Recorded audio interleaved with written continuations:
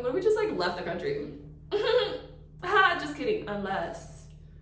And well, here we are in Mexico, bitch.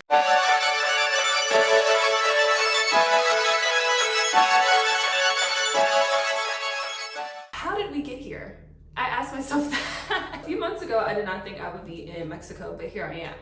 And that's just what it's like to be a Sagittarius. I don't make these decisions, the world does. I kind of just wake up and decide to do something, and then I do it and it happens. And like 2 days later, I don't necessarily know how I had a whole career change or how I moved to a completely different country.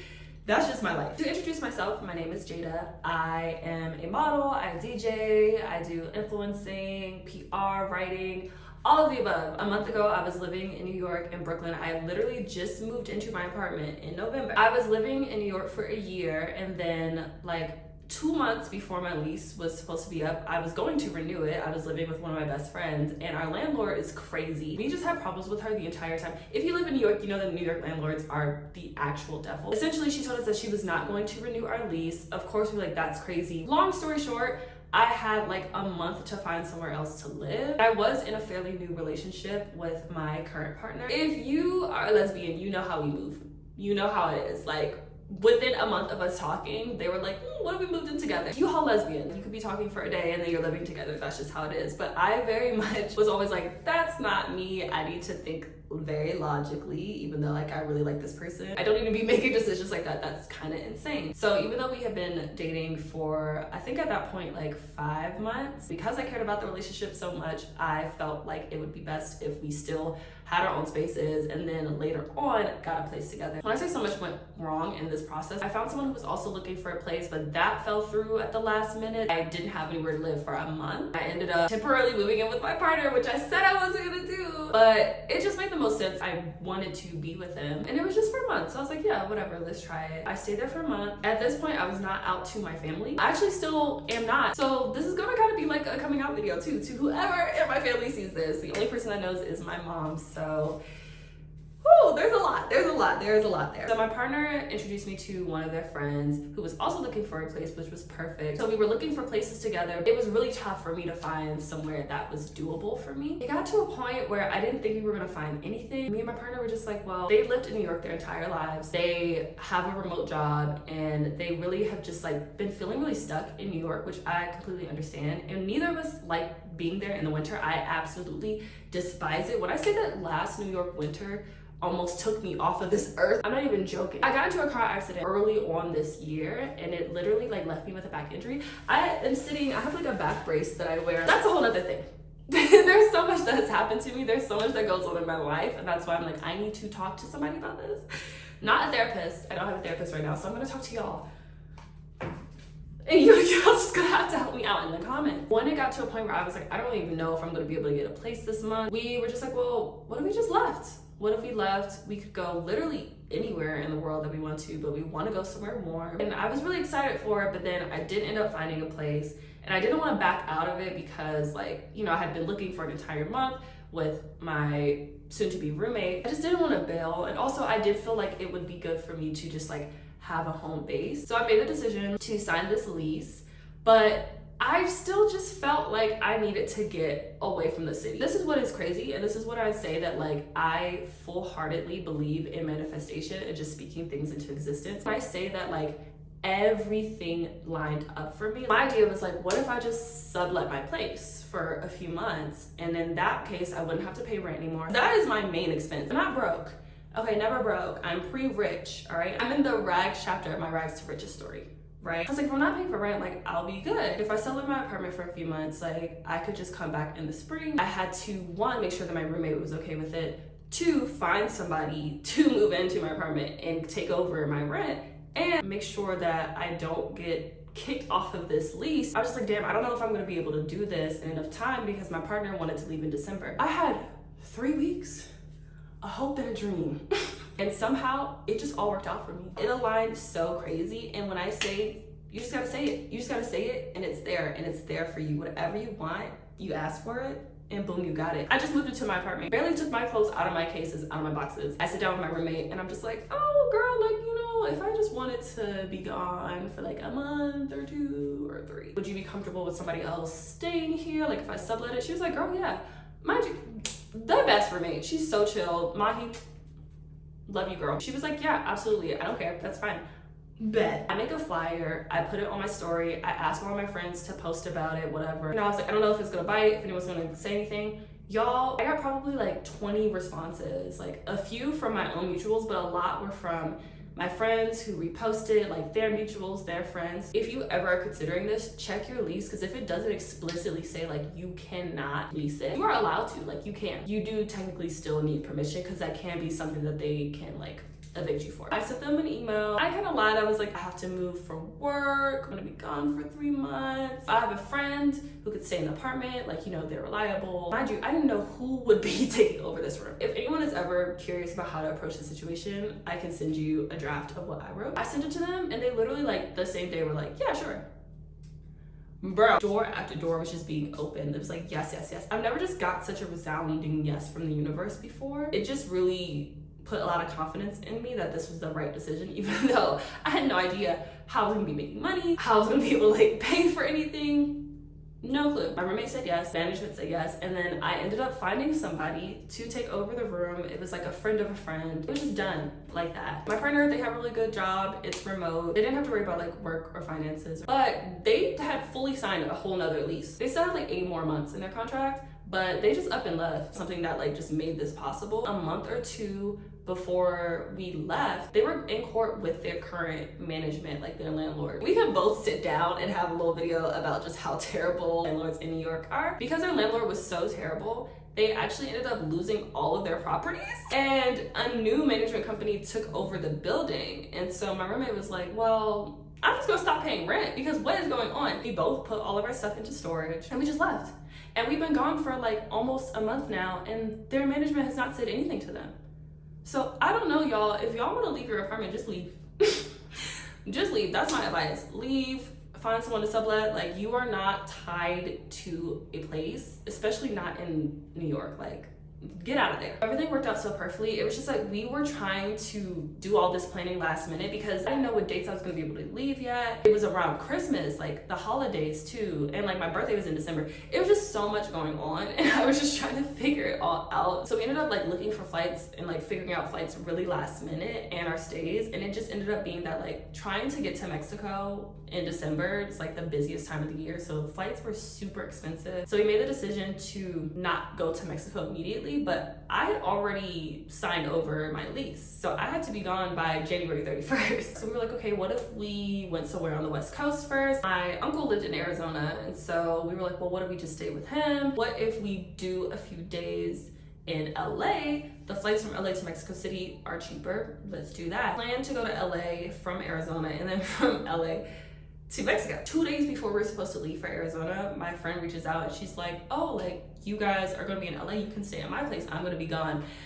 Again, just another door opening for us. Everything was sorted, we're packed, we're ready to go. But we got our flights from Newark. If you're not familiar with New York, there's 3 airports that you can fly out of. JFK, which is like the main international airport. LaGuardia, which is a little harder to get to, and then there's Newark, which is in New Jersey. Now, Newark is right outside of New York, but New York is huge. And if you're in Brooklyn, Brooklyn is here, Manhattan is here, and New Jersey is here. So getting from Brooklyn to Newark is so insane. If we were to Uber, it would have been like $150, which is a whole nother flight. I really truly don't know why we did this. Don't ever fly out of Newark. We give ourselves 4 hours. 4 hours to get there. It's supposed to be like an hour and 15 commute by the bus, train. We have a bunch of bags, we have a dog. I'm like, I don't wanna do this 15, 20 minute walk to the train. So I get an Uber. For whatever reason, it's a Tesla. I hate Teslas. We get into the car, he can't close the trunk, like our bags are too big. But then we start moving stuff around, we're putting stuff in the seat. The trunk still is not closing. He's like, oh, I don't know what's wrong. You have a Tesla, that's what's wrong. That takes like 30 minutes. I'm not even exaggerating. 30 minutes, so boom, 30 minutes is gone. So a lot of the trains don't have elevators or escalators. You have to walk up them steps. I have 2 suitcases, okay, a big checked bag, a big carry-on. I'm a girl. I'm putting my entire life into these bags. I don't want to carry them up and down the stairs. This is the whole reason why we Uber to this train, because it's further away, but they have an elevator. We get to our transfer, which I think is at Penn Station. There are stairs. I have a back entry again. It's like so hard to carry the bags. Taylor has their own bags, and Rio. our dog. There was like good Samaritans who helped us with our bags, but it gets a little scary because it is New York. I didn't know if they were gonna take my bag, but thankfully they were good people. They helped us get our stuff down the stairs. We have to walk like 10-15 minutes to get to the New Jersey Transit. We get there, we board this train. We're sitting on the train for 20 minutes. The train is not moving. I don't know why. There's hella people on there, it's packed. And then they're like, actually, there's like an obstruction, there's a like spill, like the wires aren't working, so we can't move right now. We're on there for a good 30 minutes, and then they're like, oh, you guys have to get off and get on a different train. So we had to drag all of our stuff off this train. Of course, it's crowded as I don't know what, so it takes us like 10 minutes just to get on the escalator. We go around to another track. We get on there, they're like, this is actually gonna be an express train. We're not gonna stop at X, Y, and Z. X, Y are the stops that we need to get off at to get to the airport. We have to get off of that train and then go back up the escalator. We don't know what we're gonna do. At this point, it's been 2.5 hours. 2.5 hours, we've only made it to Manhattan. We're not making it to the airport on time by the train. Our plane is about to start boarding in an hour. We have to call an Uber. The Uber is still over $100. We could have just called an Uber from Brooklyn. If we were gonna have to pay for it anyways, but we struggled through all that. When I say that my back, my arms, everything is hurting. I've banged up my knees. It was terrible. It was the worst traveling experience I've ever had. I'm not even exaggerating. The Uber is saying we're going to get to the airport at the time that our plane is supposed to start boarding. We're gonna have 30 minutes to get to our plane before they close the gates. We get to the airport, there's a pretty long line, but they have the kiosk. You have to like check your bags. So I'm doing that, but Taylor has to do a whole nother thing because they have to check Rio in. I put my bag on the scale, it's 12 pounds overweight. I'm trying to like move things around to put it in my carry-on, put it back on the scale, it's still 5 pounds overweight. I have to open it back up. Taylor's waiting in line, and at this point, I'm scrambling. I don't know what to do. I just end up taking stuff out and like carrying it in my arms. Taylor's like, hurry up, I'm rushing to get over there. We get to the front, and then they're like, oh, did you check your bag? And Taylor's like, no, I thought I could do it here. They're like, no, you have to do it at the kiosk. They like print out their ticket, they come back, they're like, oh, your bag is overweight. They're like, I don't care. Like, what do I have to pay to bring my bag? Their card is not working. The guy has to open up a register to charge it. It is like so much. And I'm just over there like, finally end up getting their bag checked. We rush over to security. At this point, Taylor is like crying because it's been such a terrible day and they just had to spend another $100 for just their bag being overweight. We get to TSA. Their bag gets pulled over to the side so that they can go through it. Mind y'all, we have 8 minutes. Do you know you have 8 minutes? They check the bag, they give it to us 5 minutes. We are the very last gate in this damn terminal. So we are booking. I can't run anymore because my back for real. So I haven't run in months, but I'm running with 2 suitcases and a bag on top of it, just sprinting. Taylor's running with their bag and Rio in his carrier, and poor baby, that carrier, the wheels he was just getting swung all about. I literally see them closing the gate. They're like, hurry up. I'm running. Do you not see them hurrying up? We like get on the plane, we sit down, and we made it. But that was 4 hours of absolute hell and torture. We did get to Arizona. Thank God that we did. We ended up having a really beautiful time. I will share all about that in my next video. I went into this with absolutely no plan. We were in Arizona and we were leaving to Mexico in a week.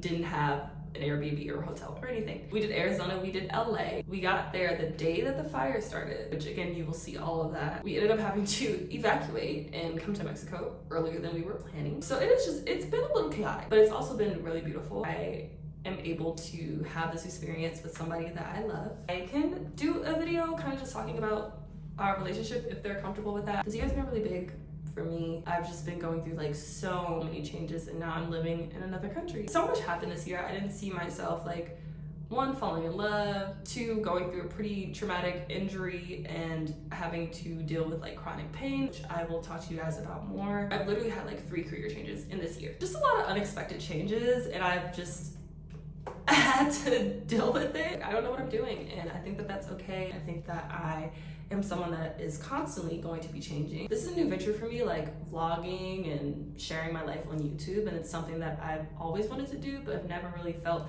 confident enough to. I've shared so much of myself on social media, on TikTok, on Twitter, and I just feel like this is the best platform. I went to school for journalism and film, and so documentary has been something that I've always loved, and like filming and creating content. So this just makes sense for me. I feel like this is where I'm meant to be. I'm a foodie. You're gonna be seeing so much food. So much food. I love to drink. You're gonna be seeing all the cocktails. I love just new experiences, doing random things. We have so many things that we want to do while we're out here in Mexico. We did a lot of cool stuff while we were in Arizona, which I'm excited to share with you guys. I found somebody who is very much like on the same pace that I am. We both made this decision to leave everything behind and go to a completely different country. Like, if that tells you anything about who they are too, we very much are like, I do feel like I found my soulmate. I model, so that will be something that I will be exploring while I'm out here. I DJ as well, so you'll be seeing me do that. I feel like I'll learn a lot about myself, and I'll be just experiencing a new place. I have been to Mexico City, but it was for like 2 days, so I can't say that I know much about the culture or where to go, but thankfully I have a lot of friends that have lived here and have visited, and they've sent us so many recommendations, so I'm excited to show you guys all of that. Let me know what you guys would like to see. If you guys have any travel tips or recommendations for Mexico City, we'll be here, and then we're also going to Oaxaca in February, and then like very briefly we'll be going back to the West Coast because I'm going to a concert.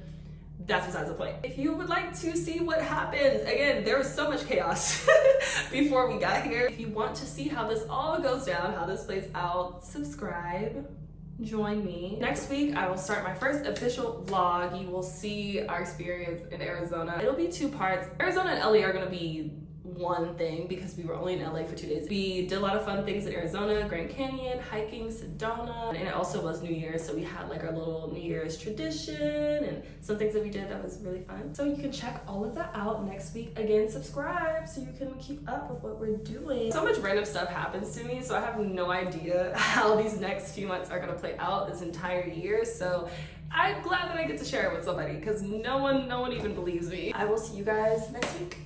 Bye.